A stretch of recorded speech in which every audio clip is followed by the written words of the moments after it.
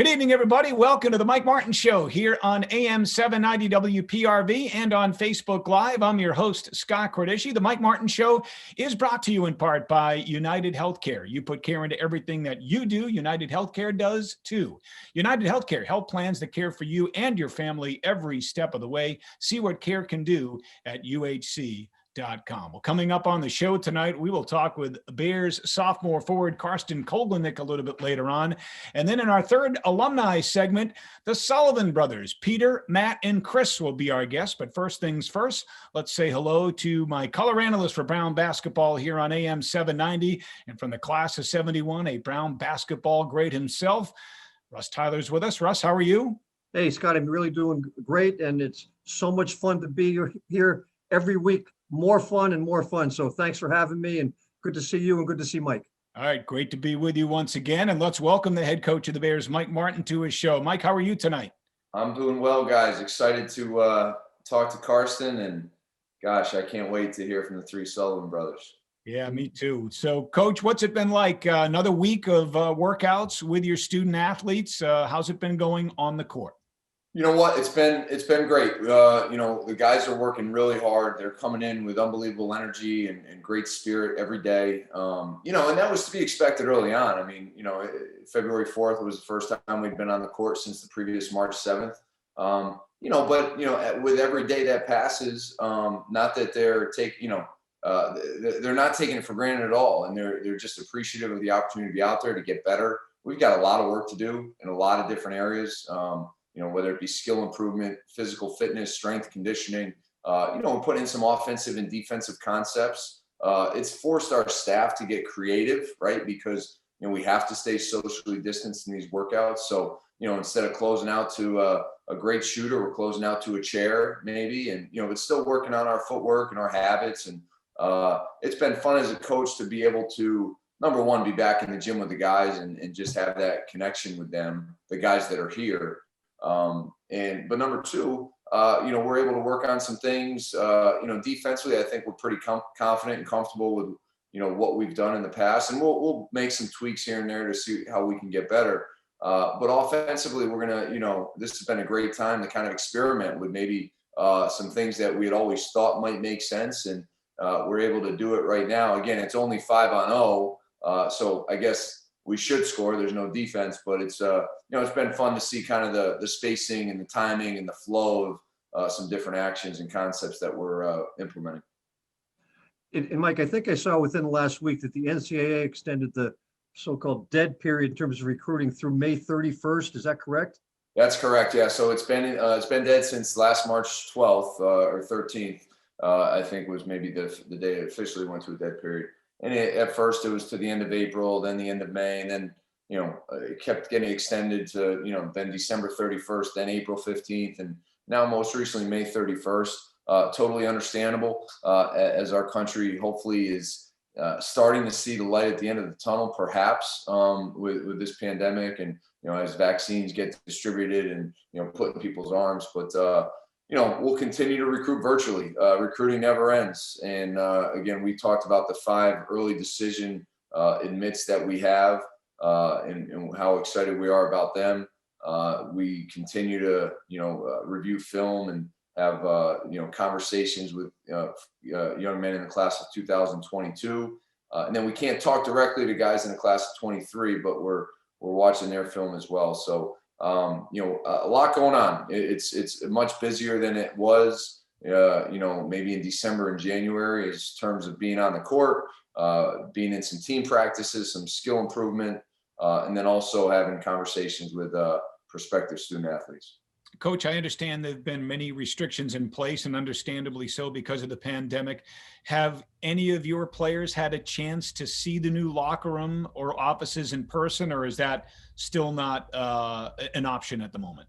So yeah, they're off limits for use. I think there was a day a couple weeks ago where our facilities allowed one individual at a time to go in and just walk through the locker room. So that was on a Friday, maybe a couple weeks ago. So the reports were great. I think once they start living in there and being in there every day, it'll be better and better. And there's still quite a few guys who haven't been on campus who haven't yet seen it. And Mike, obviously, most of college basketball is being played, however, sporadically. How hard or how have your student athletes handled, watching games but being unable to play themselves? You know what? It's been hard, and they all, again, I think they understand. I know that it's been extremely difficult because, again, when we've talked about this, as much as obviously their identity is being a student at Brown University and in the Ivy League, and that's very important. A huge part of their identity is being a Division I basketball player and a Division I athlete, and they look around the country and all of their peers are playing, or at least trying to play. So, that's been really difficult for them. Their perspective and their attitude and what they're trying to do to make the most of the situation has really been, not surprising for me to see, but inspiring nonetheless. And they continue to, just try to make the best of a very difficult situation. And we've talked about this. We have to think perspective here. If this is the worst that comes of it, then it's not so bad for us, right? If we lose one season of playing, but again, they've worked really hard for this year. We've talked about how, special the team we thought we could have had. And, those are things that were beyond our control. Attitude is one of our program's core values. And we always talk, adversity is going to strike on the court, in life, in your career. Our attitude, how we respond, how we make the most of the situation, the best possible outcome is what's going to define ultimately the type of success we have as a team. And obviously all these guys are destined for great success with their lives and their careers after Brown. As much as I miss Ivy League basketball, all of us do, flipped on the TV on Sunday and had a chance to watch Michigan, Ohio State, and see a couple of pretty darn good Ivy League players on display helping their teams, the Buckeyes and the Wolverines. Yeah, Mike Smith of Michigan's having a great year, and then obviously Seth Towns, Ohio State, and obviously Michigan's head coach, Juwan Howard, father of Josh Howard, class of 2020 at Brown. And I'll tell you what, Juwan's doing an outstanding job with that team. Offensively and defensively, they're so well schooled and drilled and balanced. I think they're very good inside, they're good outside, and I watched some of that game as well, and been really impressed with how Juwan and his staff have gotten. Really, Michigan hasn't missed a beat. You lose a guy like John Beilein to the NBA, and I think a lot of people, were maybe curious about how Michigan would contend. And Juwan has done nothing if not elevated. And Scott, thank you. You mentioned Mike Smith. I look at that Michigan team. I've watched him play a number of times this year. And Mike, it seems like Mike Smith, he's transformed his game. Obviously, he's a big time scorer last year at Columbia, knew how to pass the ball as well, but he's now pass first and make open shots. Really, really important part of the Wolverine success. Yeah, I always thought he was such a dangerous facilitator and passer as well as Columbia. Probably the situation dictated for him to have to be more aggressive scoring the ball. But I remember especially early in his career when he maybe had some other guys around him. Really it was kind of pick your poison with him in a ball screen or him, making a play in their offense, because he could do it all. He could shoot it, he could drive it. He was good in the mid range. But he had great vision, and he had some unbelievable offensive performances as a player at Columbia, and obviously now playing in the Big Ten, he's in command, he's in control, and he's quarterbacking one of the best teams in the country. Yeah, and correct me if I'm wrong, but I feel like in a lot of the matchups he had with us, I thought your student athletes did a great job of making him work hard to be offensively efficient against the Bears. Well, I thought last year, both games for sure, and I think Perry Cowan and David Mitchell, some other guys who had a chance to guard him really did a good job. But he still scored 20 plus, I think, in both games, and just goes to show you how dangerous he is. There were some moments earlier in his career where he really gave us a tough time. But he's a terrific player. And Mike, is Seth Towns still a little bit limited with some knee issues or something? So without following it as closely as maybe I should or could, I believe he's been in and out of the lineup and working his way back. I know when he's been out there and he's been healthy, he's been knocking down shots for them, and I wish the best for him. I think he has one more year of eligibility, because he only played his freshman and sophomore year at Harvard. Obviously, his sophomore year, Ivy League Player of the Year. I have great respect for him as a player, and know that if and when he's at the top of his condition and just 100% physically, he's a great player at any level of college basketball. Mike, last question for you before we bring in Karsten. Have you talked to your fellow coaches in the Ivy League? And I'm curious what, if anything, they are doing with their programs. Is Brown a little bit ahead of maybe where some other schools are in terms of being able to get together in small groups and do some of these workouts? Have you talked to your peers to find out exactly what they're doing, if anything at all? Just here and there. I don't have a great grasp, to be honest, what the rest of the league are doing. I know certain campuses are still significantly de-densified, much more so than we are here at Brown. We're fortunate we have 12 of our 16 student athletes on campus right now. Obviously, the 3 seniors, Matt, Jake, and T. But then our 9 underclassmen are all here, and those are the guys that are in the gym with us. I think, for example, Harvard and Yale, they have much fewer student athletes even on campus. So I'm not sure where everyone's at. I know everyone's academic calendar is different too, Scott. Our spring term started January 20th. I think some others maybe delayed it until even into February. But ours also ends a lot earlier too. So I think ours ends April 11th is the last day we can be in the gym working out. So, we're just focused on, this is the year where obviously what's equitable is not really of any concern. We want to be as vigilant as we can, following the health and safety protocol on our campus. If we're allowed to progress and get into more phases and more, actual basketball playing, that'd be great. But whatever, again, comes back to attitude and making the best of the situation we're in. We can't control it. What phase we're in. What we can control is our attitude and our approach and our work ethic to try to become the best team we can be during this time. Well said, Coach. We'll take a timeout. When we come back on the Mike Martin Show, we'll be joined by Bears sophomore forward Karsten Kogelnick when we continue with the Mike Martin Show right after this. You put care into everything you do. United Healthcare does too. Like connecting you to care whenever you need it. Because like you, United Healthcare knows what care can do. The day the world stopped was the day we found where to go.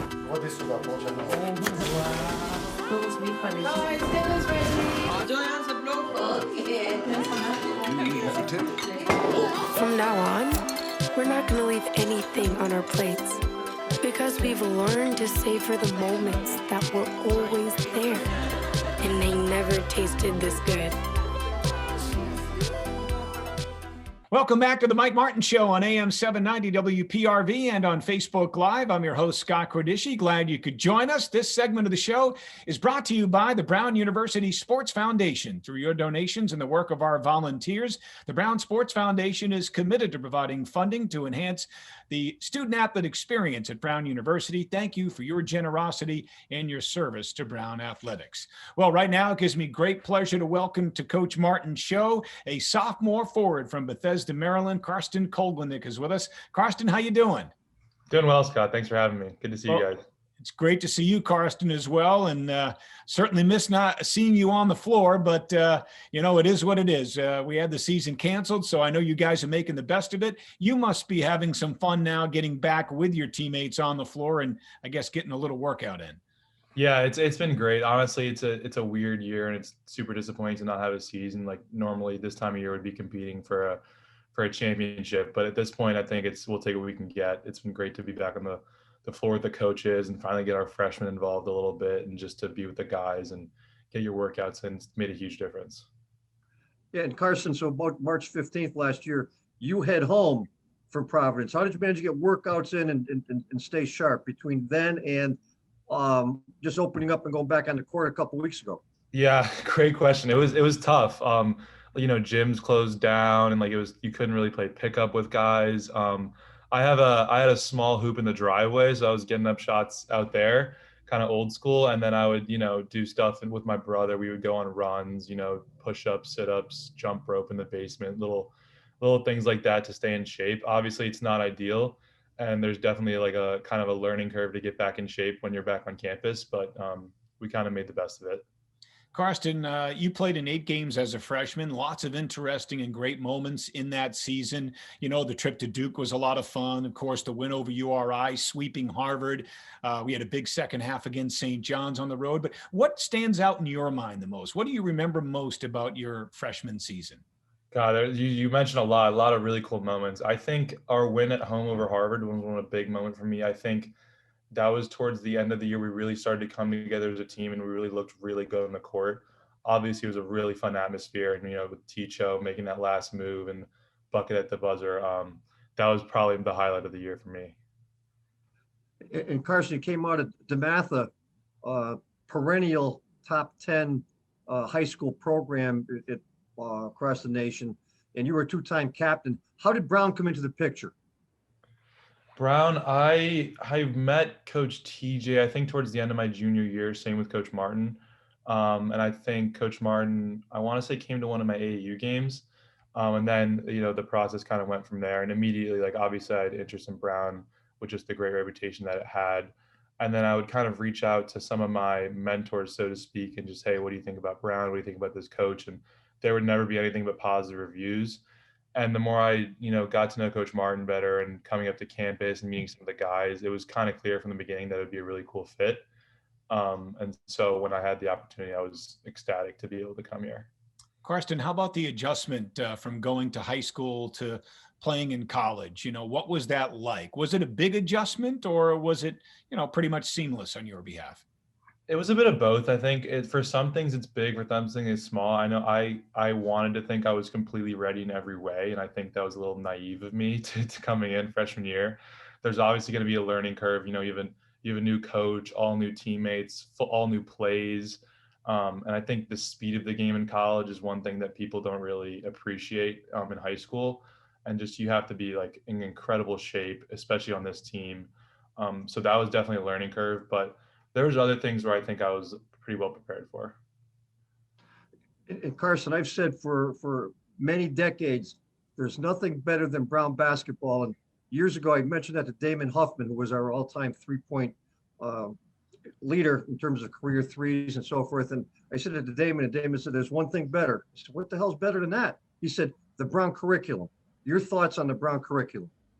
It's great. It's great. Again, you talked about what drew me to Brown. That was another positive on that side. I think it's great. It gives you the opportunity to take classes that you wouldn't necessarily take, especially freshman year, instead of having to take a bunch of requirements and subjects that I'm not necessarily interested in. Like, I have friends at other schools that have to take like a Spanish class their freshman year that they have no intention of keeping up with, or just classes that you're not as interested in. And with the way Brown sets it up, you really have the opportunity to explore other things or dive deep into a certain subject. I think that's really cool. So what's the most interesting class you've taken to date by taking advantage of the open curriculum, and what is your concentration? Good question. So my concentration is applied math and economics. I think my favorite class last year, I took a class called Engine 20, which was called Transforming Society. I actually took it with a couple other guys on the team. And it was really cool. It was about like the way like different new technology can help like stop global warming, and it covered a wide range of topics. And that's a perfect example of a class that like I probably wouldn't have been able to take if I had to get a bunch of other requirements out of the way. Like, that wasn't a requirement for my major. It's not a requirement for most majors, but it's just something that really interested me, and I loved it. And Karsten, last spring, you put considerable amount of time into the Brown Men's Basketball Network database.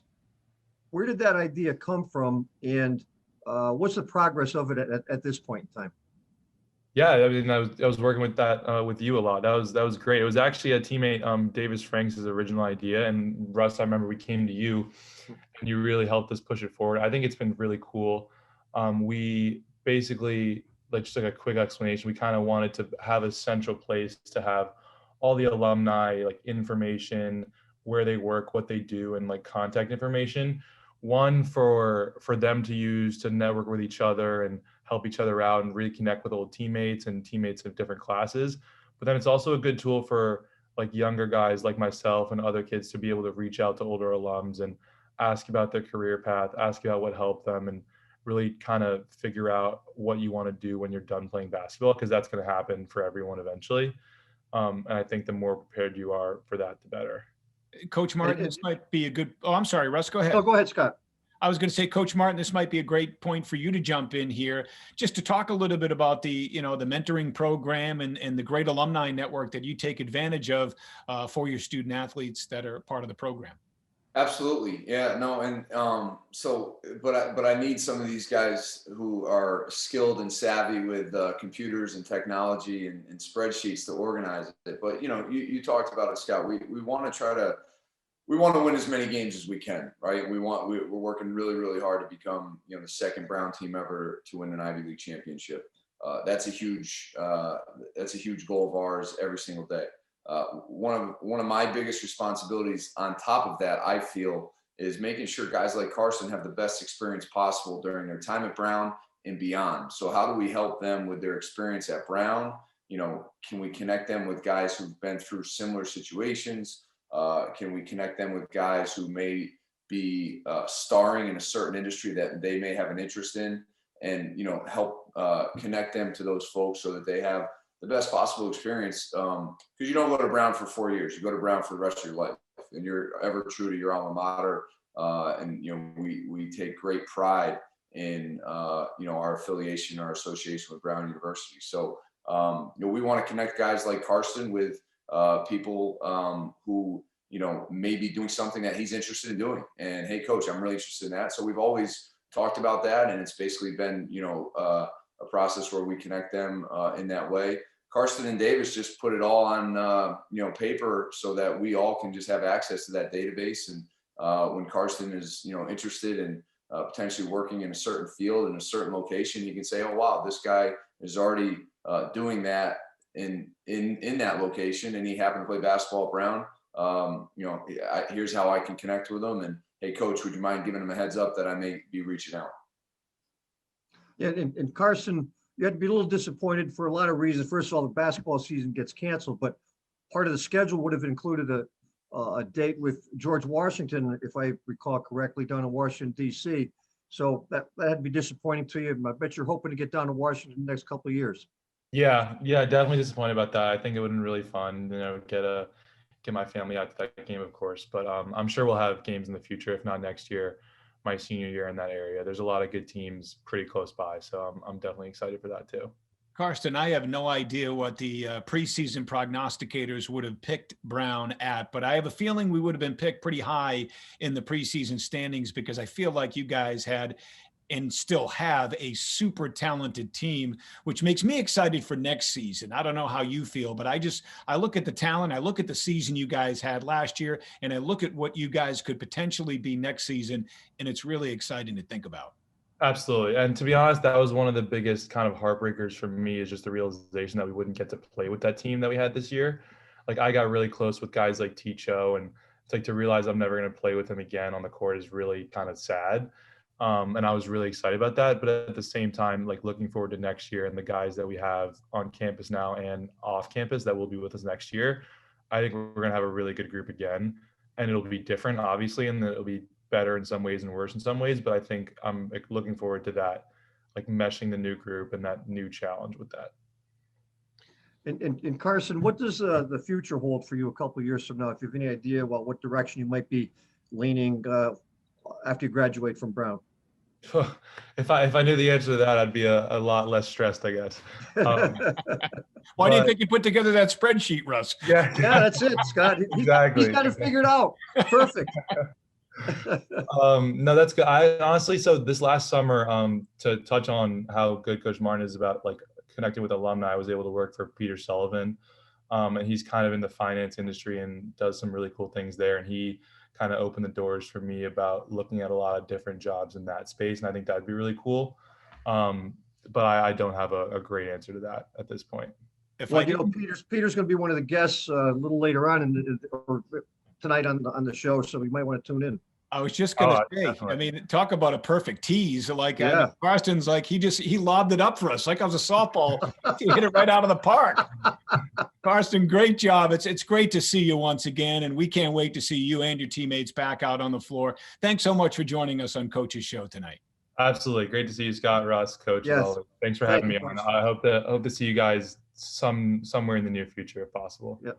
All right, that is Bears sophomore forward Karsten Kolganik, our guest here on the Mike Martin Show. We'll take a break, and when we come back, that's right, the aforementioned Peter Sullivan, along with his brothers Matt and Chris, the Sullivan brothers, join us next when we continue with the Mike Martin Show right after this. The Learfield IMG College Directors Cup, the highly recognized mark of distinction in college athletics across all divisions, both men's and women's sports. Follow your favorite team's pursuit for excellence in this prestigious annual award through the directorscup.com, USA Today, or L Directors Cup on Twitter. Learfield IMG College Directors Cup, the crowning achievement in college athletics since 1993. Hey everyone, this is Dr. Danielle. I'm here to present to you the Performance Fit series brought to you by Performance Physical Therapy. This is for anyone, if you're an athlete, you're exercising from home, or you're just returning to the gym. Even Bruno the Bear can do these types of exercises. We've got strength and conditioning, some flexibility and mobility, as well as speed and agility. So you can find all of these videos at brownrec.com or performanceptri.com. Hope you enjoy.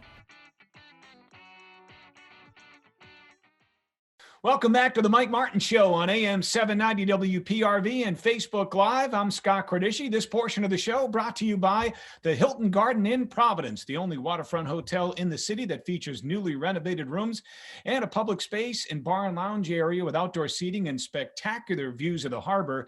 Located at 220 India Street in Providence. Make your reservation today. Well, right now on our alumni spotlight, we welcome not one, not two, but three Brown basketball alumni to the show. They are known as the Sullivan brothers. From the class of 11, Peter Sullivan. From the class of 13, Matt Sullivan. And from the class of 19, Chris Sullivan. Guys, how are you tonight? Good, Scott. Thank you. Great, Scott. Thanks for having us.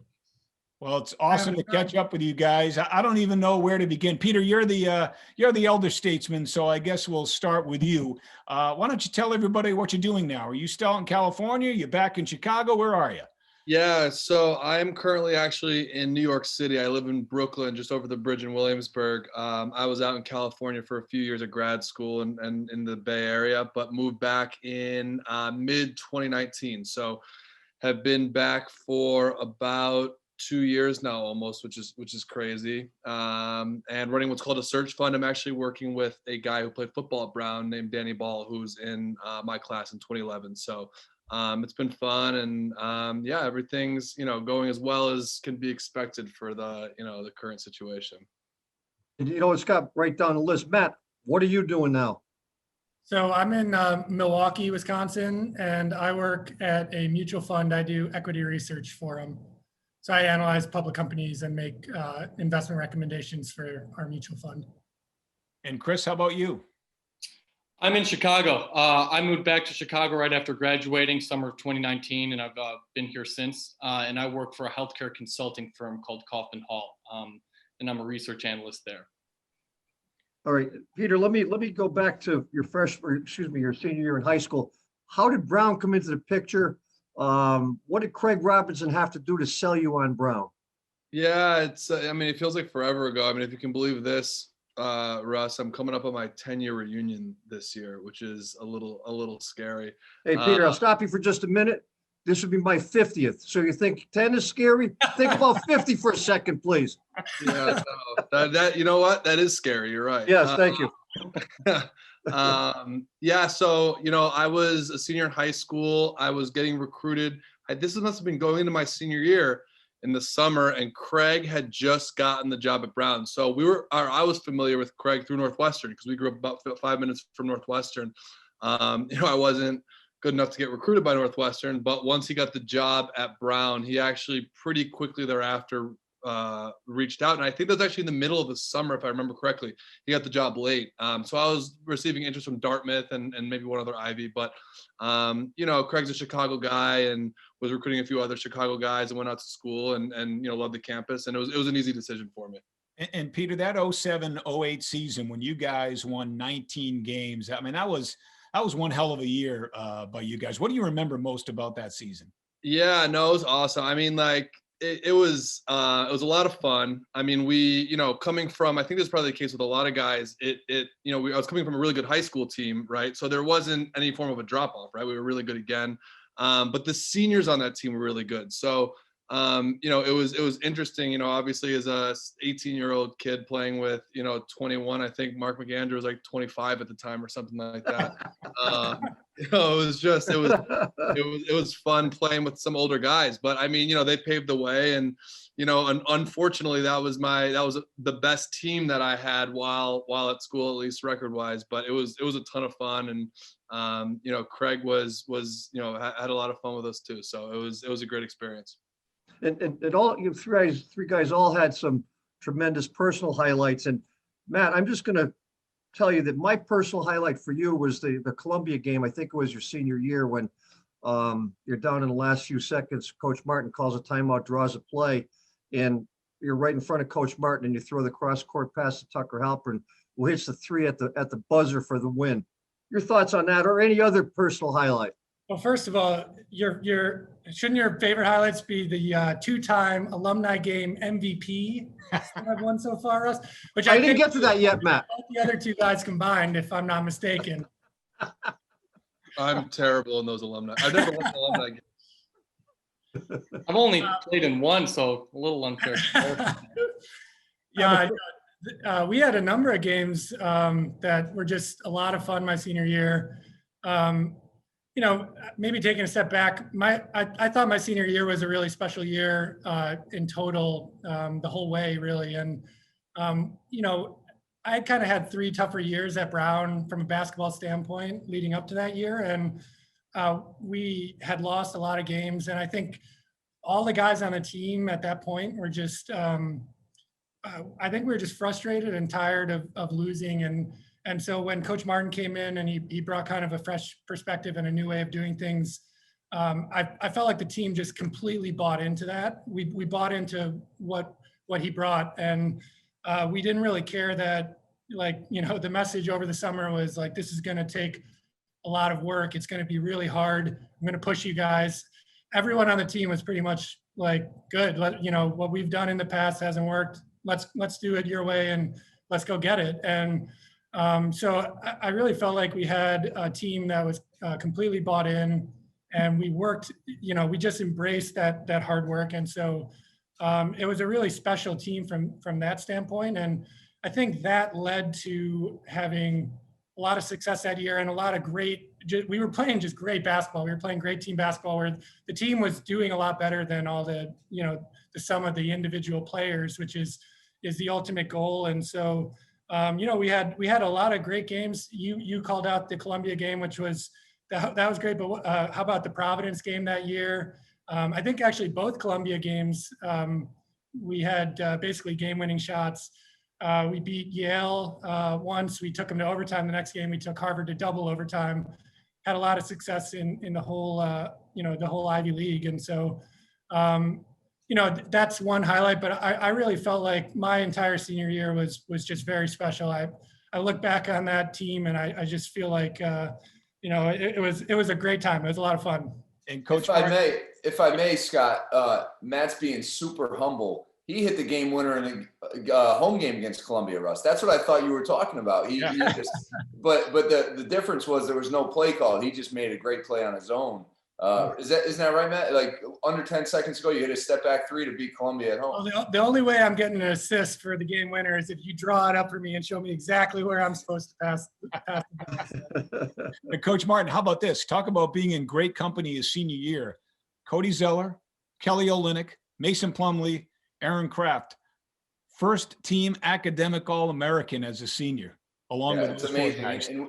It's amazing, and obviously well-deserved honor for Matthew. And I talk about him all the time. In recruiting, we talk. We we have a first team academic All-American, and I knew Olenek and Zeller and Kraft were on there. I forgot the other one you said. Was it a Plumlee brother, I think, right? But Mason Plumlee, yeah.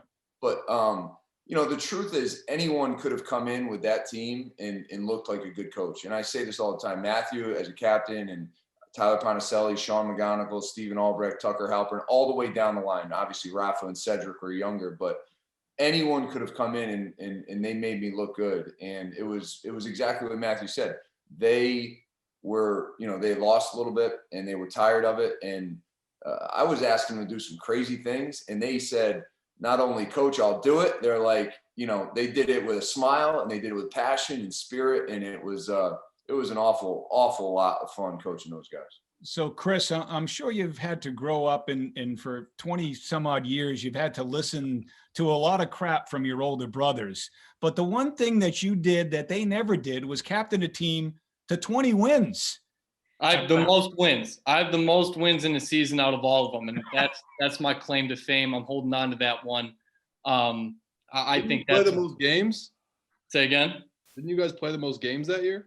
Doesn't matter. We have the most wins. We had the best record and beat that freshman team record that you were just talking about. Peter, that's because when his team got to the postseason, they won. We won.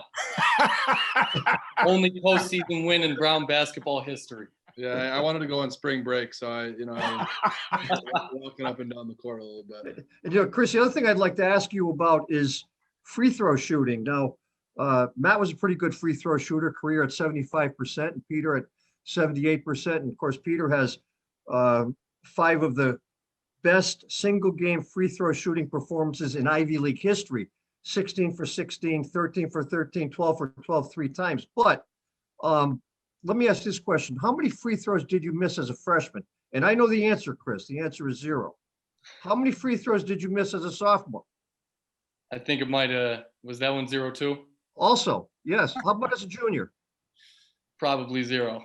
0. You didn't miss any free throws for 3 years. You finished at 82%. Who is the king free throw shooter in the Sullivan family? I ask you. The problem is I actually have to give Peter some credit here. He probably shot more free throws in that one game than I did my first 2 years combined. So he probably wears the running into a total numbers issue again. Same thing with the wins column. It's the number of free throws, number of games played.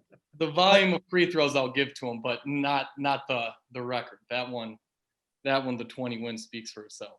Mike, when you were at Penn getting ready to face a guy like Peter, what do you remember? Because that's one thing that I remember vividly about his game was his ability to get to the free throw line, right?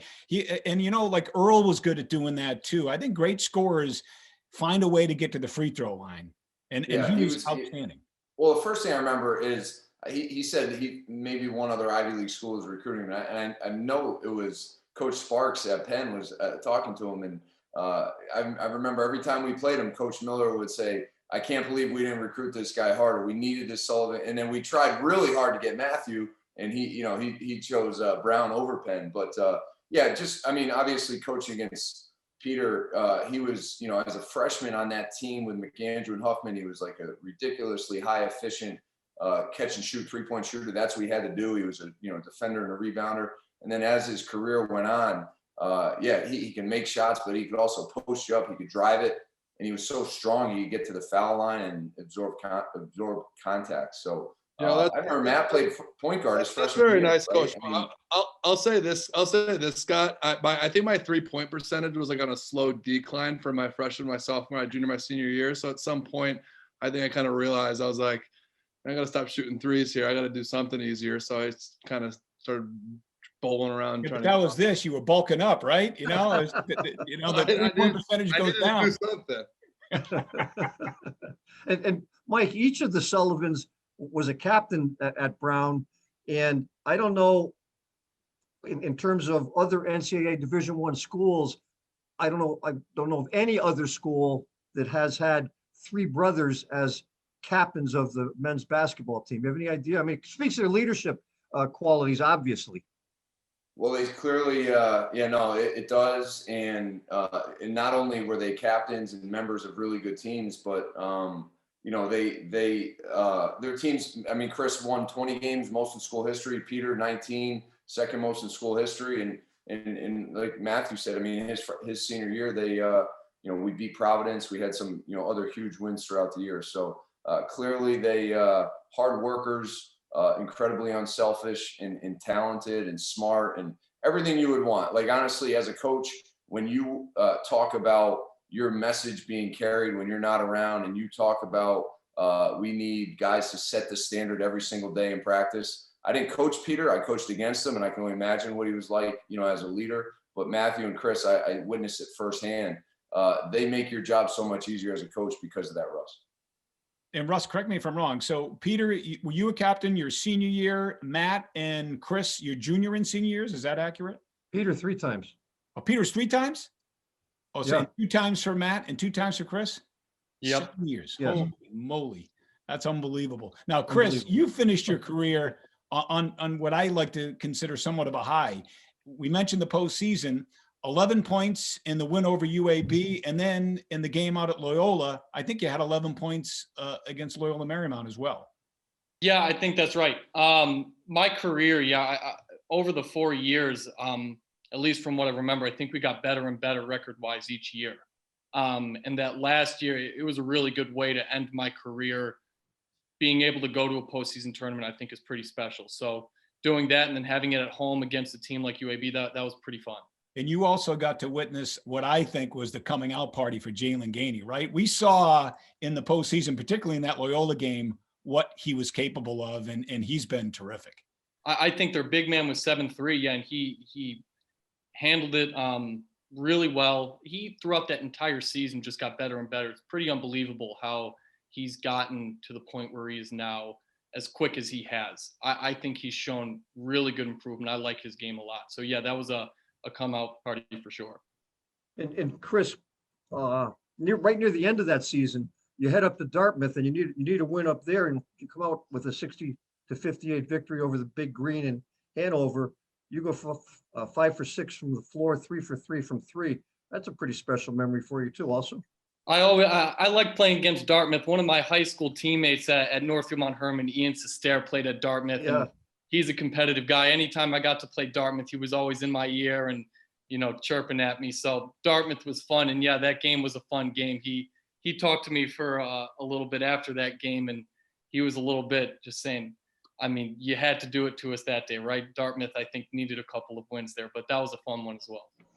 Peter, it's funny the things that you remember or that stick with you. And for me, one of the moments that I remember, and I want to say this was was it your junior year or your freshman year? It was your freshman year. When we went on that long road trip, we went to Texas, to California, back to Texas before coming home. And on the back end of that trip, we played SMU and almost beat SMU in Dallas. But what I remember about that game, you remember Nate Eads had the ball at the free throw line. I think he took one step and just flushed it. Do you remember that game against the Mustangs? So that was the year before I got there. Was that the year before? But I've seen that highlight before. I've seen that highlight about those guys used to show us that highlight because it was crazy. So I've only met Nate Eads like a handful of times, but I think that was Craig's first year because I was Craig's. Oh, that's what. So the 19-win season was your freshman year. Yeah, so we were for some reason I thought that was your sophomore year. Yeah, no, I mean, again, as I said, that was like 15 years ago, so it's a little sad.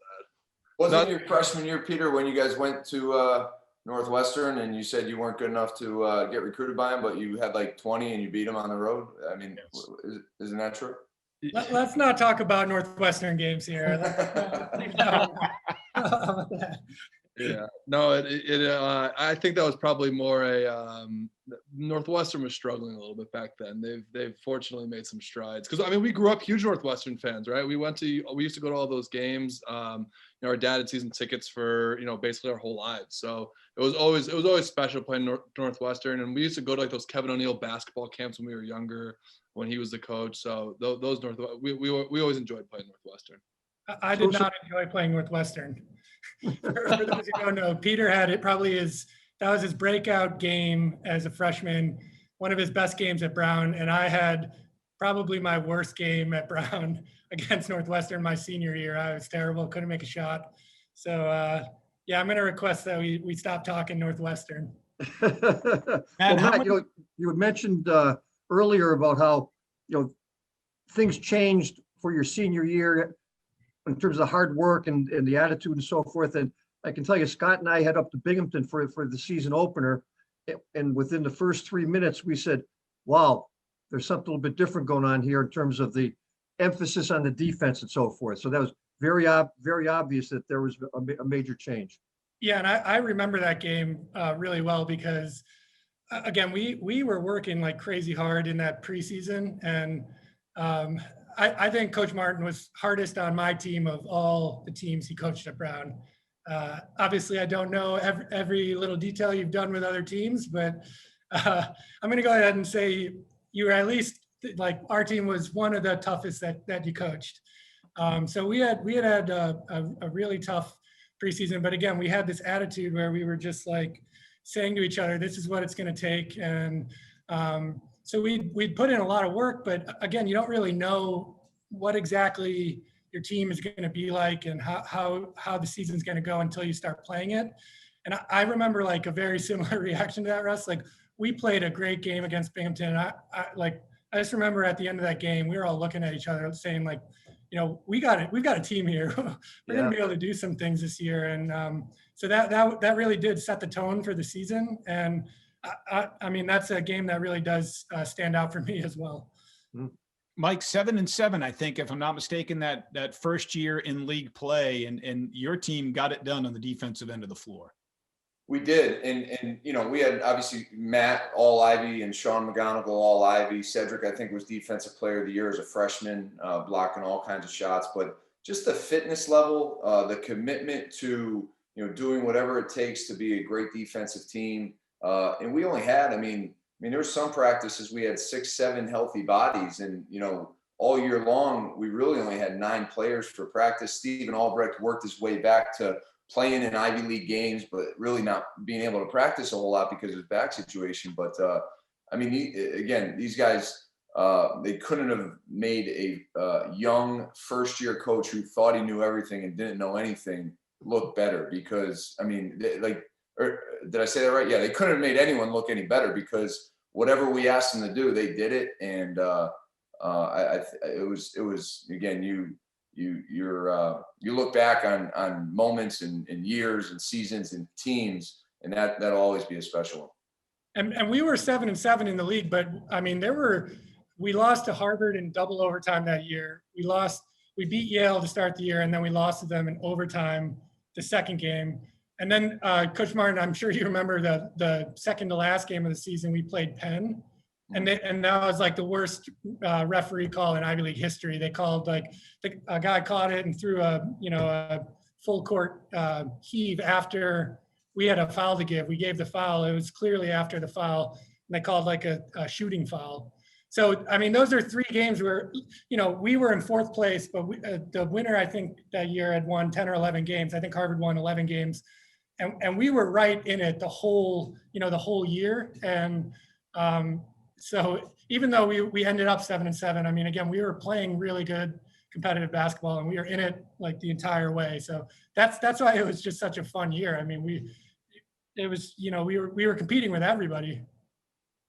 And Peter, going back to the CBI, your freshman year, you play with a couple of guys, first team All-Ivy, Damon Huffman and Mark McAndrew, who, by the way, are going to be inducted into the Brown Athletic Hall of Fame together the next time there's a Hall of Fame dinner. But in that final game at Ohio U, I think Huffman had 39, including 9 threes. It was quite a show, no?